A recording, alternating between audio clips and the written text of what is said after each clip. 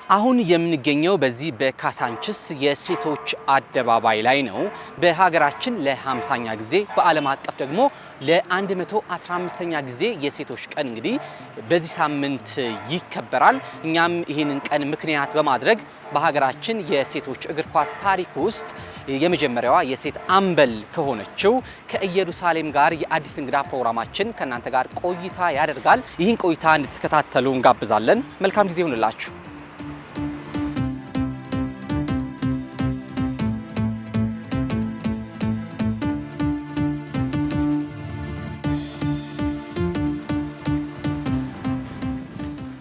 መጥቻለሁ። ሰላም ነው ወይ ኢየሩስ? እንዴት ነሽ? ሰላም ነው ወይ? እንዴት ነው? ከብዙ አመታት በኋላ ይመስለኛል ኳስ ያሹና እንደውም እዚህ ኳስ ሜዳ ላይ ከተገናኘን ላስታውስሽ እኔ በረኛ ሆናለሁ። ከአምስት ስንት እንደምታገቢ እንሞክር። አምስቱንም ነው መቼም እንደ ፕሮፌሽናል እንዳታይኝ ቀለል አድርገሽ ቀርቧል። ግን ይሄ ነገር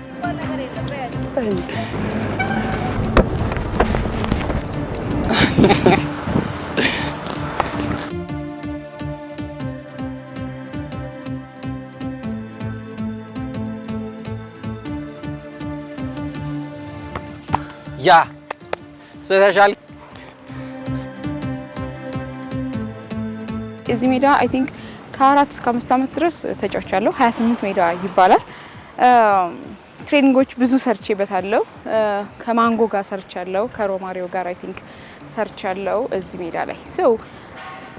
ሳውዲ ሄጄ መጀመሪያውን ሰርጀሪ ከተሰራው በኋላ እየተጫወትን መተን ሁለተኛ ነው ሶስተኛ ትሬኒንግ ነው እና ክሮስ አረገ። ከዚህ ክሮስ ሲያደርግ ላገባ ስል ከዳኝ ማለት ነው እግሩ እና እዛች ጋር ነው ቁጭ ያልኩት። ተስፋ ቆረጥኩ። በቃ ከዚህ በኋላ ኳስ መጫወት እንደማልችል ገባኝ። ደረስኩበት። በቃ የወሰንኩት የዛኔ ነው ማለት መጫወት አልችልም። ከዛ ነው ኢትዮጵያ ቡና ሲያቆየኝ ከሱ ጋር እንዳልኩ ነው እየተጫወትኩለት አልነበረም፣ ግን የቲሙ ካፒቴን ነበርኩ። ኢቭን ውጭ ሞኜ ካፒቴን ነበርኩና ምግብ ማበላቸው ነው የነበርኩ ልጆቹን። የቡድን መሪ ስራ ሰራ ነበረ፣ አስተባበር ነበረ፣ ብዙ ነገር ሰራ ነበረ ቲም ስፒሪትን ከመጠበቅ አንፃር ነው። የሆነ ሰዓት ግን ደበረኝ፣ የመጦር አይነት ስሜት ተሰማኝ። ገብተዋል። ምክንያቱም ስራ ነው እየሰራ ያለሁት። ቲም ስፒሪት ማምጣት ቀላል ነገር አይደለም። የቡድን መሪ ስራም ቀላል ነገር አይደለም። ግን ለኔ ኳስ ተጫዋች ሆኖ ስለሆነ መከፈል የምፈልገው ያን ስላልተሳካልኝ ነው 2000 ላይ በቃኝ ብዬ ያቆምኩት። ኢትዮጵያ ቡና ፊታቸው እንኳን ጠቁሮ አያውቅም ደሞዝ ለውስጥ ሲሄድ ምናምንና ይሄ ቦታ በቃ ሳይወስን ነው ያስታወሰኝና በጣም ወደው ቀይ አፈር ነበረ እና ከዚህ ጀርባ ሻወር ምን ወስድበት ቤት ነበረ ምናምን። በጣም እንደዚህ አይነት ኳስ ሜዳዎች መኖራቸው እንግዲህ ብዙ ቤኔፊት አለው ብዬ አስባለሁ፣ ጥቅም አለው ብዬ አስባለሁ። ባንቺ እንግዲህ የኢትዮጵያ ሴቶች እግር ኳስ እንግዲህ የብሔራዊ ቡድኑ የመጀመሪያው አምበል ነበርሽና የመጀመሪያ የሚለው ስሜት የመጀመሪያ መባል ያለው ስሜት ምን ይመስላል? የመጀመሪያ ምን ያው መጀመሪያ ነው። ከዛ ደግሞ በታሪክ ሆኖ አያውቅም። እውነት ለመናገር እዛ ቲም ውስጥ ከኔ እድሜ ከፍ ያሉ ልጆችም ነበሩ ምናምን እና አስቤ አላውቅም። ግን ኮቾቼ እንደዚህ ጠረጴዛ ክብ ነገር ሰርተው ነበር። ራት ታይም ትዝ ይለኛል። ኢየሩስ ትፈልጋለሽ ያሉኝ ልጆች ከዛ መጣውና ጋሻዳነ ዋና ኮቻችን፣ አሸናፊ በቀለ ምክትል፣ በለጥሽ ገብረ ማርያም ሶስተኛ አሰልጣኝ ሆነው ጃክ ወጌሻችን ነበር እና ለአራት ነው ቁጭ ያሉት። ከራት በኋላ ነው ኢየሩስ እንግዲህ አምበል ልናረግሽ አስበናል ሲልኝ ኤክሳይትድመንት እና ደግሞ መፍራት ዝብርቅርቅ ያለ ስሜት አምበል ሆኛ አውቃለሁ። ግን በብሔራዊ ቡድን ታሪክ የመጀመሪያ ብሔራዊ ቡድን ነው። በዛ የመጀመሪያ ብሔራዊ ቡድን ደግሞ የመጀመሪያ ካፒቴን መሆን በጣም ነው ደስ ያለኝ። እኔ እንደምን ቆጥሯለሁ መሰለ እንደ ክፍያም ነው ብዬ አስባለሁ። ምክንያቱም ከ12 ዓመቴ ጀምሮ ነው የብሔራዊ ቡድን ተጫዋች እንደመሆን አመን የነበረው። ያ ማለት ምንም ባልነበረ ጊዜ ኳስ ተጫዋች ይሆናለሁ ብዬ አስብ ነበር። ስለዚህ ከሱ አንፃር ነበር ዲሲፕሊን፣ ትሬኒንግ ምንም የለም። ደሞዝ የለም የለ ከለጋሃር ጃልሜዳ በእግር እየሄድን ነው የምንሰራው። ምንም የለም እና ኮሚትመንቴ እየከፈለኝ ነው ብዬ አስባለሁና በዚህ አጋጣሚ ኮሚትመንት ይከፍላል ማለት ነው። እዚህ በእግር ኳስ ህይወት ውስጥ ምን አይነት ተግዳሮቶች ነበሩ? ምን አይነት ጥያቄዎች ይነሱ ነበረ? እንዴት አለፍሻቸው አንቺስ? ዋጋ ከፍዬበታለሁ ብዬ የምልህ ያ አስቀያሚ ጊዜ ነው። የትኛው ጊዜ ካልከኝ ሴት ልጅ ኳስ መጫወት አትችልም ይሉኝ የነበረበት ቤተሰቤ፣ ጎረቤቶቼ፣ ሌሎች ሰዎች ሁሉ ኢን ኔጌቲቭ ወይ እያዩ የሚጋፈጡ አስታውሳለሁ። ትምህርት ቤት በጥሩ ባልሆነ እይታ የሚያዩ ነበሩ። ይሄ ወንዲላ አይነት ነገርና ያ ሁሉ መገፋት፣ ያ ሁሉ መጠላት፣ ያ ሁሉ ስድብ ማስተናገድ ቀላል ዋጋ አይደለምና ከባዱ ጊዜ ያ ነው። ማሸነፌ ደግሞ ደስ ይለኛል። ሁለተኛ ቤተሰቦች ድጋፍ ሳይሆኑልህ ሲቀሩ ነው። መስጠት ይችላሉ፣ ለኔ የትራንስፖርት ምናምን ማድረግ ይችላሉ፣ ግን ዲስከሬጅ ማድረግ ስለሚፈልጉ ኳስ እንዳልጫወት ስለሚፈልጉ አይሰጡኝ። ከዚህ የተነሳ ከለጋሃር ጃልሜዳ በእግር እየሄድኩ ነበር የምጫወተው። አስታውሳለሁ መመለሻ ጋሽ ይተፋ ነበር የሚሰጠን። በዚህ አጋጣሚ አሰልጣኝ ጋሽ ይተፋ ዛሬ በህይወት የለም። በሚያሳዝን ሁኔታ ነው ከእግር ኳሱ ተለይቶ በሞት ያጣ ነው። ሳናቅ ኢቭን ቀባሪ ሳይኖረው ነው ያለፈው። በጣም አዝናለሁ። ትልቅ ለሴቶች እግር ኳስ ትልቅ ባለውለታ ነው። የሚገባውን ያክል ክብር ያላገኘ ስሙ ያልተወደሰ ሰው ነው። እኔ ግን ላመሰግነው እፈልጋለሁ። ጋሽ ይተፋ በኢትዮጵያ የሴቶች እግር ኳስ እድገት ታሪክ ላይ ትልቅ አስተዋጽኦ ያደረገ ትልቅ አባት ነው። ትራንስፖርት እየሰጠ እየደገፈን ተስፋ እንዳንቆርጥና የኛ መኖር ኳሱን አስቀጥሎታል ብለን ካልን ያለሱ አልቀጠልምና ጋሽ ይተፋ በህይወት የለም፣ ግን በአደባባይ ላመሰግነው እወዳለሁ።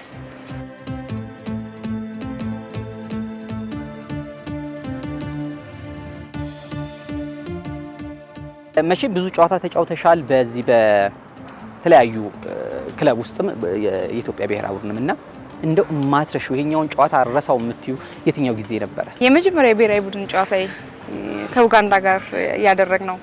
ለምንድነው ማትረሺው ካልከኝ አስተሳሰለው አይደለም ህዝቡ የኢትዮጵያ ያሉ አሁን አላቆም የትኛው ጋዜጣ እንደሆነ ጋዜጠኞች ኢቨን ሳይቀር በስንት የጎል ጎተራ እንደምንሸነፍ ፕሪዲክት ያደርጉ ነበር። እኛ እንደው ስንት ለስንት ይሆን የሚያሸንፉን እንደው ጎል መቀነስ ከተቻለ ብለው የዘገቡ ነበሩ። ይሄን ያሉበት ምክንያት እውነት ነው። ከተለያየ ቦታ ተለቃቅመን የሚለው ቃል ስለሚመጥን ነው። ባይዘው ወይ እንደዛ አድርገው ያመጡንን ከዚህ የተነሳ አዲስ አበባ ስቴዲየም አልተጫወትም። ወንጂ ነው ኢቨን የተጫወት ነው። ለምን ወንጂ ያደረጉን ጥያቄ ነው። የጎልጎተራ ስንሆን ሰው እንዳያይ ሊሆን ይችላል እና 2-0 ነው ያሸነፍነው እሱን ጨዋታ እና ምንድነው እርስ በርስ ያወራ ነው ከአሰልጣኞቻችን ተደብቀን ልክ አሰልጣኛችን ሲወጣ አሸናፊ ጋሻዲም ምንድነው ያልኳቸው 5 ደቂቃ እንያቸው፣ ኳሱን ይወሰዱትና እንያቸው፣ ኳስ ይችላሉ ወይስ አይችሉም። እኛ የነሱ ግዝፈት ምናምን አልታየንም። ይችላሉ ወይስ አይችሉም። እዛ ኳስ እነሱ ነበሩ የጀመሩት፣ እኛ ሜዳ መረጥን ጀመሩ። 20 ሰከንድ አልሞላም ስናያቸው ስንለያቸው አይችሉም በቃ ዳይ ነው የተባለውና ኳስ ቁጥጥር ፖሴሽን በልጠን ብዙ ኳስ ስተን 2-0 እሱን አሸነፍንና ያሸነፍነው ዩጋንዳን ብቻ ሳይሆን በእኛ ሳያምኑ የነበሩ ኢትዮጵያዊ ጋዜጠኞችን ጭምር ነውና እሱን አለማስታወስ አይቻልም።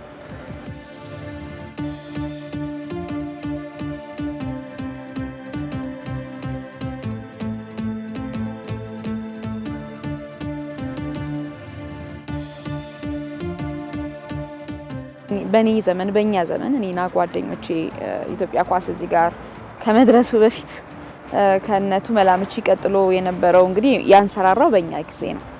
ያ ጊዜ ደግሞ ብዙ ማህበረሰቡ ኳስ ለሴት የሚለው ሀሳብ የማይቀበልበት ስትጫወት ከተገኘ በቃ ከዱርዬ ጎራ የምትከተትበት በቃ እቺ ልጅ ባለገች ተብሎ የሚታሰብበት ነው የነበረው። ከዚህ የተነሳ ማህበረሰቡ ለሁሉም ስለሚመለከተው ያገኘ ሰው ሁሉ የመቆጣት እድሉ ሰፊ ነው። ለምንድን ነው እዚህ የተገኘሽው እናትሽን ጓዳ አታግዥም የሚል ሰው አለ። ማህበረሰቡን በዚህ ልክ ወደዋለሁ ያስባል ስላንተ ሪስፖንሲብል በመሆን ጉዳይ ሪስፖንሲብል የሆነበት ጉዳይ ግን በወቅቱ ከኳስ ጋር ባገናኘው ደግሞ ራንክ ነበረ።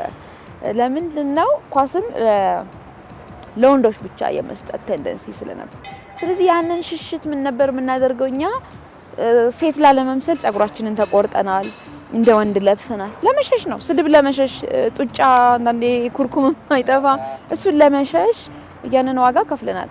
የፈለግነው ሴት ሆነን መጫወት ነበር ኳስን። ማህበረሰቡ ግን አልፈቀደልንም ሴት ሆነን እንድንጫወት። ለምን ሴት መጫወት አትችልም ማለት። እኛ ደግሞ ውስጣችን የነበረው የኳስ ፍቅር እንዲሁ በቀላሉ እናቆመው አልሆነም። አንዳንዶች ያቆሙ ቢኖሩም እኔና ጓደኞቼ በየኢትዮጵያ ክፍላት ሀገሩ የነበሩ ጥቂት ጓደኞቼ ያንን ቻሌንጅ ተቋቁመን ማለፍ ችለናል። አሁን ላይ ግን ወደዚህ ስንመጣ ለምን ይሄን ያረጋሉ ብዬ እኔም እጠይቃለሁ። ለምን ያረጋሉ ቢመልሱልኝ ደስ ይለኛል።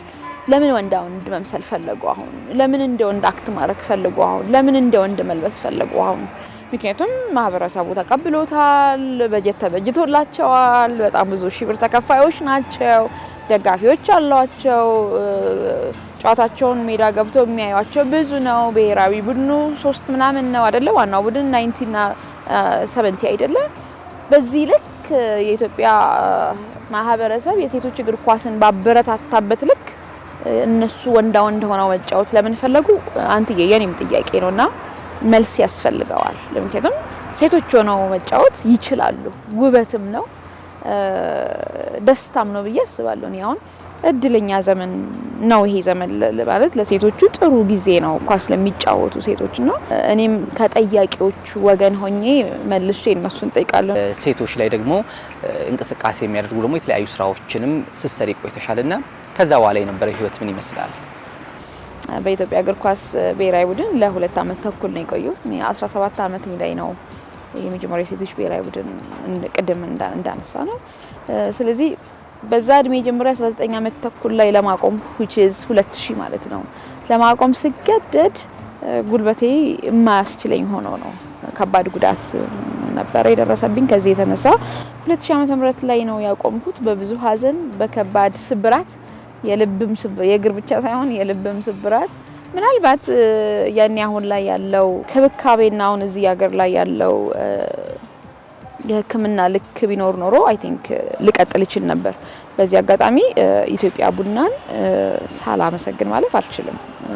ባለውለታዬ ስለሆነ ለኔ ቤቴም ጭምር ነው። እዛ ያሉ ደጋፊዎች፣ ሰራተኞች፣ ቦርድ ሜምበርስ ኤቭሪባዲስ ቤተሰቦቼ ናቸው። ትልልቆቹ አባቶቼ እንደማለት ነው።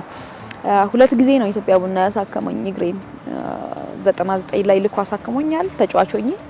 ከዛ ደግሞ አሰልጣኝ ሆኜ ደግሞ 2009 ላይ አሳክሞኛል። ኢትዮጵያ ቡና ከእግር ኳስ ፌዴሬሽን ጋር ተባብሮ ማለት ነው። የኢትዮጵያ ሕዝብ በዛም ውስጥ የራሱን የሆነ አስተዋጽኦ አድርጎ ነበር። ሶ እንግዲህ ያቆምኩበት 2000 ላይ ሳቆም ጫማ ስሰቅል ተገድጄ ሳልወድ በግድ ነበር ማለት ነው። ህይወት እስከዛ በኋላ እንዴት ቀጠለ? እዛ በኋላ እንግዲህ 2000 ላይ አቆምኩኝ። ከረጅም ጊዜ በኋላ ወደ 2007-8 አካባቢ ተመልሼ ኮቺንግ ኮርስ መውሰድ ጀመርኩ። ህይወት ሲቀጥል ማለት ነው። እና ኮቺንግ ኮርሱን ከወሰድኩኝ በኋላ ምንድነው ያደረኩት መሰለ? ላይክ የመጀመሪያው ነገር ወደዚህ ኳስ ወደ ኮቺንግ ስመለስ ምን ልሰራ ነው የምመለሰው የሚለው ነገር በጣም ቫልዩብል ነበረ። ወጥቼ ሳያቸው እኔ ወደ ሴት ማንነት ተመለስኩኝ ምናምንና ወጥቼ ሳያቸው ኦድ ነው የሆነብኝ ነገሩ፣ ልክ አይደለም። ከዛ ደግሞ ያው ማህበረሰቡን አንዴ ካሸነፍነው በኋላ ብሔራዊ ቡድኑ ስሙ ገናና ነበረ። ቀጥታ ነው ለ3ኛ አፍሪካ ዋንጫ ያለፈው ምናምንና ህዝቡ ተገረመ። ስለዚህ እኛና ዓለም አቀፍ ኢንክሉድ አለማድረግ አልቻለም ነበር። ከዚህ የተነሳ መመለስ ነበረብን ቶሎ ወደዛ ሪትም። ግን ያው ረጅም ጊዜ ስለቆየንበት ምናልባት አስቸጋሪ ነበር። ግን ወደ ኮቺንጉ ስመለስ ተጫዋቾች ቪዥን ተኮር ተጫዋቾች እንዲሆኑ፣ ቪዥን ያላቸው እንዲሆኑ የሆነ ኢትዮጵያ ውስጥ ባለ ብቻ ሳይሆን ወደፊት ቢዮንድ ዳት ማሰብ እንዲችሉ ለማገዝ ቴክኒክና ታክቲኩ በአንድም በሌላም ታስተምራቸዋለ። ግን እኛ ሀገር አይ ቲንክ እስካሁንም ያልተመለሰ ነገር ብዬ የማስበው የሳይኮሎጂውን ክፍተት ስቲል ጋፕ ሆኖ እንደቀጠለ ነው። ከዚህ የተነሳ እሱንም ነው አድሬስ ለማድረግ የተመለስኩት የነበረው እና 2009 10 ኢትዮጵያ ቡና ውስጥ ነው ያሳለፍኩት። አንዱን አመት ምክትል 2 አመት ዋና ኮች ሆኜ ከዛ በኋላ ነው እንግዲህ ወደ ኢትዮ ኤሌክትሪክ ደግሞ ሄጄ ከኢትዮ ኤሌክትሪክ ጋር በእርግጥ ከ6 ወር የዘለለ ቆይታ አልነበረንም። ከዛ እሱ መሀል ላይ ግን ብሔራዊ ቡድንን የማሰልጠን እድል ነበረኝ ከመሰረት ማኒ ጋር። የመጀመሪያው የሴካፋ ቡድንን ይዘን ሄድ ነው። መሰረት ማኒ ዋና አሰልጣኝ ሆና እኔ ምክትል ሆኜ ነው የነበረው። በወቅቱ 3ኛ ወጥተን የመጣ ነው። በጣም ቆንጆ ቡድን ነበር፣ ጥሩ ብሔራዊ ቡድን ነበር። እነዚህን እያደረኩኝ ቆየሁኝ። ያ ሁሉ በሆነበት የኛን ስታጠና ስታይን በጣም ኮሚትድ ነበር፣ ለትሬኒንግ ኮሚትድ ነበር። አሰልጣኛችን ለሚሰጠን ስራ በጣም ኮሚትድ ነበር፣ ታማኝ ነበር።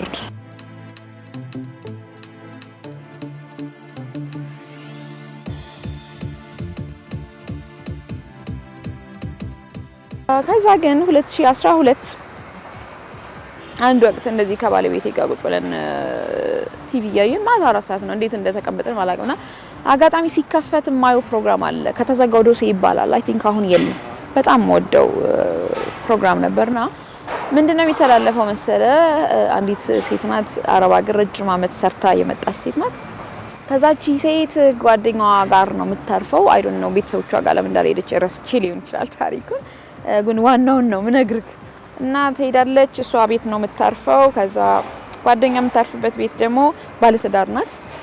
የባለቤቷ ጓደኞች አብረው ይመጣሉ፣ ጫት ይቅማሉ እዛ ምናምን ነው። ከነሱ መካከል ከአንደኛው ጋር ትወዳጃለች። ከዛ ቀስ ያሉ ይግባባሉ ምናምን ደን ይጋባሉ። ነገር ሲጋቡ እንግዲህ እየታወቀ ነው ሴት ብዙ ጊዜ ለቤቷ ትደክማለችና ያላትን ጥሪት ቤት ተከራይታ እንደዚህ አርጋ ምናምን። እሱ ግንበኛ ነው የነበረው በስራው። ስለዚህ ተመጋግበው መሄድ የሚችሉ ነበሩ። እሷም ያላቻት ብር አለች ምናምን። ከዛ ግን ነገሮች እንደታሰበው አልሆኑም። የሱ ካራክተር እየተቀየረ ይመጣል። ሞር በቃ ስራ መስራት ይደብረዋል ምናምን። ስለዚህ ያቺ የተቀመጠችው ብር ያትመዘዛለች፣ እሷም ታረግዛለች፣ ልጅ ትወልዳለች። ብቻ ችግር ላይ ይወድቃሉ። ከዛ የሆነ ጊዜ ምን ያደርጋል ከዲኮደር ፈቶ ይዞ ሊወጣ ሲል ትደርስበታለች። ነው በፍጹም ይዛ አትወጣም።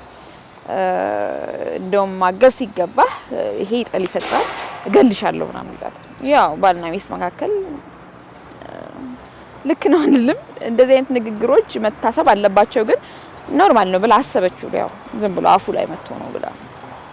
ግን እሱ ኖርማል አልነበረም፣ ቀን ቀጥሮላት ነበር ምናምንና የምትገርምህ አይኔ ላይ ያለች እስካሁን ልጇን አዝላለች በጀርባ። ክረምት ላይ በቆሎ ይሽጥ አይደለ? አንደኛው ኩርቱ ፌስታል ውስጥ በቆሎ፣ በአንደኛው ኩርቱ ፌስታል ውስጥ ደግሞ ከሰሏንና ምድጃዋን እንደዚህ ይዛ ነው ቤቷ የምትገባው። እንኳኩታ ትገባለች። ስትገባ እንትኑ ራሱ አታስቀምጠው። እንግዲህ ቪዲዮ ላይ ያየሁት እንደ አረፍ እንኳን እንደዚህ አትልምና ይዛው እየገባች ነው የሚወጋት እስኮና እና ትወድቃለች። በጣም ዘግናኝ ድምጽ ታወጣለች። ጎረቤቶቿ ሮጣው ይደርሱላታል። ከዛ እሱ ሊያበልጥ ሲል ይይዙታል ምናምን። አልተረፈችም፣ ሞተች። ያ ክስተት ለኔ ኖርማል አልነበረም። ልክ መርዶ ማታ የተነገረው ሰው መስል ነበረ። ማለት ሰው የሞተበት ያክል በጣም ነው ማለቅሰው፣ በጣም ነው ድምጽ የሚሰማው ምናምንና የሆነ ማላቀው ቁጭት። ምክንያቱም ከበፊትም ይሄ ሴት ልጅ እሷ ውስጥ ያለው አቅም ካለ እግዚአብሔር የሰጣት ስጦታ ካለ እሱን ማድረግ ትችላለች ብዬ አምናለሁ። የሰጣት እግዚአብሔር ነው፣ ታለንቷ ነው፣ መደበቅ የለበትም። ወንዳ ወንድ ሆኜ እንድጫወት ያደረገኝ ማህበረሰብ ስላለ ያንን ማህበረሰብ በዚህም በዛም ብዬ አሸንፌዋለሁ። ልክ እንዳደላ ሀሳቡ ዛሬ ገብተው ሲጨፍሩ ሳይ፣ ዛሬ ገብተው የሆነ ነገር ብለው ሳይ የስ እላለሁ። ማለት እኔና በዛ ጊዜ የነበረን ጓደኞቼ ራሳችን ላይ ዋጋ ከፍለን ያመጣነው ለውጥ ነው። ዛሬ ዝም ብሎ የመጣ አይደለም። የሴቶች እግር ኳስ እዚህ ጋር ለመድረሱ ብዙ ዋጋ፣ አይደንቲቲ ክራይሲስ ውስጥ ገብተን ነው እዚህ ጋር የመጣው። ሰው ይሄ ቁጭትም አለኝ።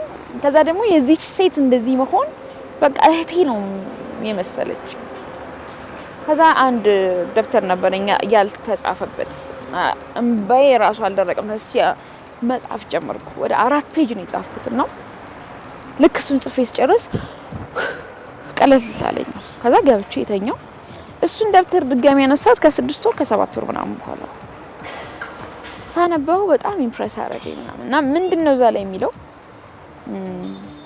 ኤንጂኦ መክፈት ከዛ በኋላ ሴቶች ወጣት ሴቶችን ትምህርታቸው ላይ እንዲያተኩሩ ማገዝ ጎበዝ ተማሪዎች እንዲሆኑ ማገዝ ካውንስሊንግ በመስጠት ትሬኒንግ በመስጠት ኢኩዊፕ ማድረግ ጀርባቸው ላይ ተሸክመው የሚሄዱት ባግ ለትምህርት ቤት ደርሰው ለመመለስ ሳይሆን ግብ አስቀምጠው እንዲማሩ ብዙ ጊዜ ያነሳዋለው ብዙም ጊዜ ይባላል እኛ ሀገር ብረት መዝጊያ ባል ታመጫለሽ ይባላል ኖ ዋይ ናት ራሷ ማትዘጋው ብረት በር ለምንድነው ጥገኛ የምትሆነው መስራት ስትችል ማለት ነው ማድረግ ስትችል ማለት በራሷ መቆም ስትችል ማለት ይሄ ቁጭት በጣም በቃ ድጋሚ አንሰራራ ማለት ነው ስለዚህ ኤንጂኦ ለመመስረት እንቅስቃሴ ማድረግ ጀመርኩ መኳንንት በርሄ ጋር ኢንተርቪው ነበረኝ ሬዲዮ ኢንተርቪውና እዛ ላይ ቀድመን ተገናኝተን ነበርና እንደዚህ ያወራ እንዲያስብ ያለው ምናምን አይ አሁን እንደዚህ ብለውኛል እና ምናምን አልኩትና ያንን ብር የመሮጥ ያክል ነው ቆይ አንዴ ብሎኝ ከመኪና ውስጥ ይዞ የመጣውና መኳንንት በርሄን ላመሰግነው ወዳለሁ ለቪዥን መወለድ አስተዋጽኦ አድርጓል ሰው ልክ እንደዚህ ደግ ሰዎች አብረው የነበሩ በአንድ ወር ውስጥ ሰርቲፊኬቱን ያስኩ ማለት ነው እሺ እግዚአብሔር ያውን ሰርቲፊኬት ይዣለው ዋትስ ኔክስት ምን ላድርግ እና ምንድነው ወደ ልቤ የመጣው ሐሳብ እጄ ላይ ምን አለ ስል ለካ ሞባይል አለ እጄ ላይ ሞባይል አለ እሺ በዚህ ሞባይል ምን ላድርግ እንዳልኩ ነው ኢትዮጵያ ቡናም ኤሌክትሪክም ሳሰለጥናቸው የነበሩ ልጆች ትሬኒንጉን ይወዱት ስለነበር እንዳልኩ ቴክኒክና ታክቲክ ምናምን ብቻ ሳይሆን እንደዚህ አይነት ነገሮች ሳይኮሎጂካል ነገሮች ትሬኒንጎች ምናምን ሰጣቸው ስለነበረ እነዚህ ነው ልጆች ለምን ቴሌግራም ላይ ግሩፕ አድ አድርጌ አዲስ ቻናል ከፍቼ እነሱን አድ አድርጌያቸው እነሱ ሌሎቹን ጋብዘው በሳምንት አንድ ቀን ትሬኒንግ ለምን አልሰጣቸውም ብያስብ እዛ አይዲያውን ነገርኳቸው ደስ አላቸው እና ተጀመረ በቴሌግራም ቅዳሜ ማታ 2 ሰዓት ሁሉም በሰዓቱ ይገኛል በጣም ይገርም ጊዜ አመት ከ6 ወር ምናምን ወስጃለሁ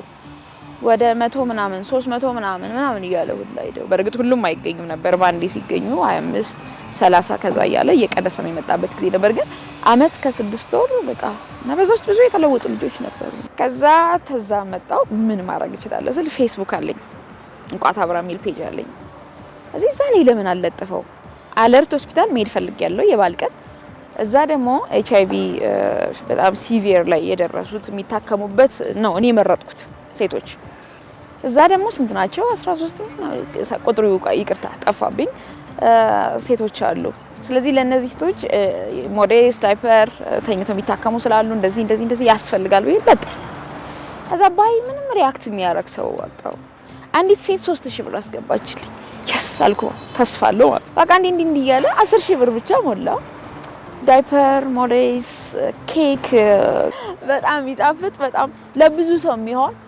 ምናምንና እሱ ውሃ ምናምን አድርገን እኔ ባለቤቴ ሌሎች 2 እህቶች ሆነን ሄድ እነዚህ መንገድ ህይወት ቀጠለና እንቋታ አብራ የተመሰረተበት ምክንያቴ ነው አጀማመሩ ይሄን ይመስላል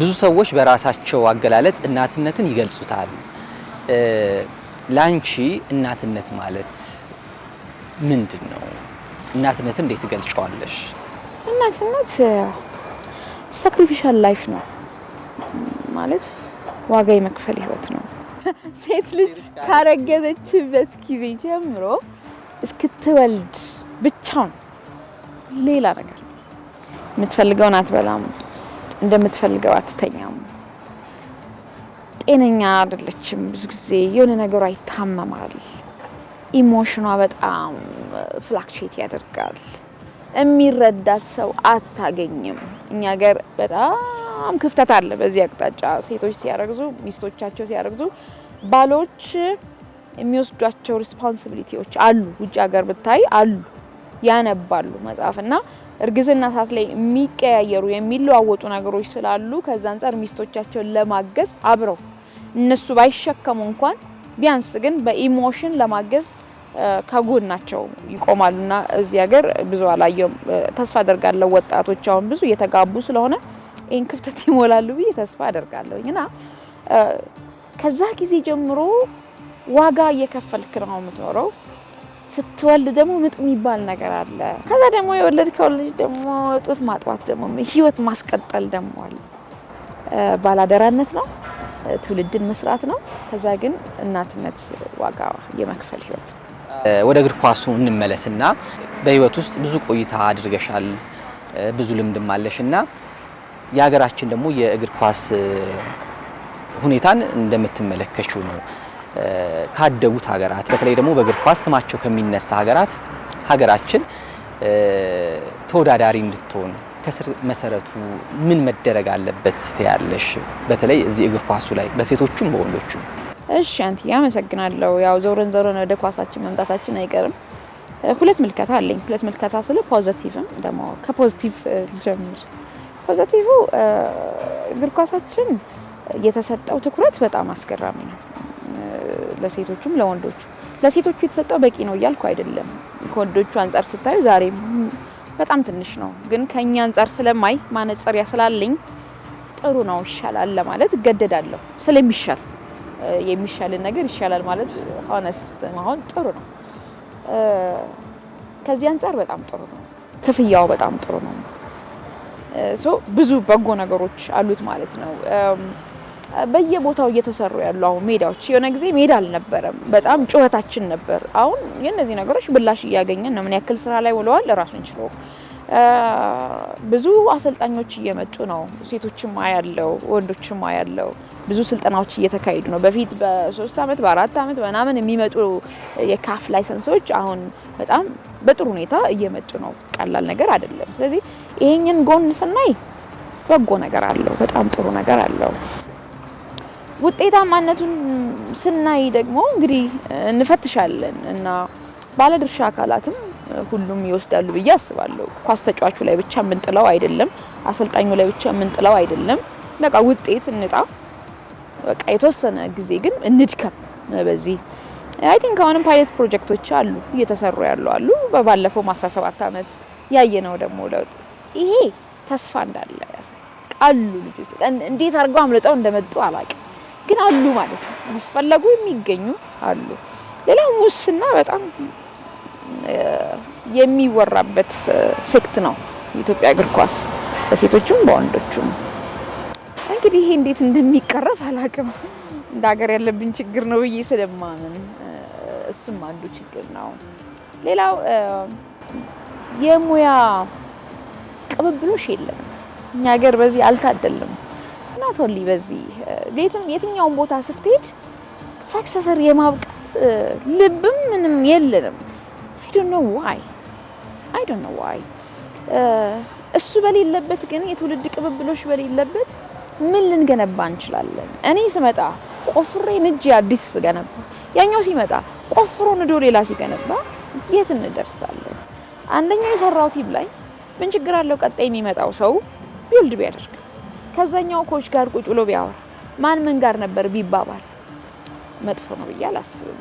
የራሳችንን ኢምፓየር የግለሰብ ኢምፓየር ለመገንባት ካላሰብን በስተቀር ስለ እናት ሀገር ኢትዮጵያ እናስብ ካልን አይ ቲንክ የትውልድ ቅብብሎሽ ትልቁን ድርሻ የሚወስድ ይመስለኛል። እሺ ኢየሩስ፣ አሁን ላይ ደግሞ ምን እየሰራሽ ነው? ምን እያደረግሽ ነው? ወደ እግር ኳስ ውስጥ ለመመለስ ሀሳብ አለ ወይ የሚለውን ሀሳብ ደግሞ እናንሳ። አንተ አሁን ምን እየሰራው መሰለ? በጣም ፉሊ ኢንጌጅድ ሆኜ እየተማርኩ ነው። አንዴ መሞከር ፈልጋለሁ ወደ ኢትዮጵያ ኳስ ተመልሼ፣ በኮቺንግ ግን አይደለም። በተጫዋችነት እንዳትይኝ ብቻ ቢሆንልኝ ደስ ይለኝ ነበር። ኳስ በጣም ነው የምወደው። እውነቴን ነው የምልህ፣ ሳልጠግባት ነው ያቆምኳት። በጣም ነው የምትናፍቀኝ ሁላ አንዳንዴ ምናምንና ቅሪ አሁን ራሱ የእምባይን አስመጣኝ። በጣም ነው የምወደው ኳስ፣ በጣም ነው የምወደው እና ሩቅ ህልምም ነበረኝ። በጣም በእርግጠኝነት የመጀመሪያ ፕሮፌሽናል ተጫዋች እንደመሆን አልጠራጠርም ነበረ። ምክንያቱም ኮሚትመንት ነበረኝ። ያ ኮሚትመንት ያደርሰኝ ነበር። ደግሞ የተወሰኑ የተጀመሩ ነገሮች ነበሩ። በመሃል ነው ጉልበቴ እንደሆነ ያው እግዚአብሔር አዋቂ ነው። በዚህ ውስጥ አመስጋኝ ነኝ። ግን አሁን ላይ ካውንስሊንግ እማራለሁ እና ወደ እግር ኳስ በዚህ መንገድ መመለስ ፈልጋለሁ። በሳይኮሎጂውን ጋፕ ለመሙላት መመለስ ፈልጋለሁ። እነዚህ እህቶች በዚህ አቅጣጫ ማገዝ እፈልጋለሁ። ከዚህ የተነሳ ብሔራዊ ቡድኑንም እንዲሁም ደግሞ እንግዲህ አንድ ክለብ ጋር አብሬ መስራት ፕላን አለኝ። ፕሮፖዛል እያዘጋጀሁኝ ነው። እርግጠኛ ነኝ እኔን የሚያውቁ ኳስ ተጫዋቾች በጣም ደስ እንደሚላቸው ይሄንን ሲሰሙ ኮቾችም እንደሚወዱት ተስፋ አደርጋለሁኝና እሱን ለመስራት ፈልጋለሁ። በዚህ ሙያዬ መቀጠል ፈልጋለሁ። ራሴን ማሳደግ ፈልጋለሁ። አሁን ትኩረት አድርጌ እየሰራሁ ያለሁት ትምህርቴ ነው። እንቋታብራ ጎን ለጎን እየሰራሁ ነው። ምንድነው እንቋታብራ ላይ አሁን ፎከስ ያንኩት ለእንቋ ዘመድን ናት ያልኩ 2013 የጀመርኩት የባል ቀን ሄዶ ማረሚያ ቤት ሊሆን ይችላል፣ ሆስፒታል ሊሆን ይችላል። ሁለት ቦታ ነው ብዙ ጊዜ የሚሄደው። እዛ ላሉ አንድ የመረጥኩት ቦታ ላይ አገልግል ይዘን ኬክ ይዘን አሁን እየጨመረ ስለሆነ የሚሳተፈው ሰው ቁጥር የሚያስፈልገውን ነገር ይዘን እንሄዳለን እና አሁንም ፋሲካ ጉዞ ይኖረኛል። በዚህ አጋጣሚ የእንቋታብራ ቤተሰቦች ጆይን እንዲያደርጉ ይሄንን ፕሮግራም ጠይቃለሁኝ። ይሄን ነው እየሰራው ያለሁት። ወደ እግር ኳሱም መመለስ የምፈልገው በዚህ ፓሽን ነው። አሁን እንግዲህ የምንገኘው እዚህ የሴቶች አደባባይ ነው።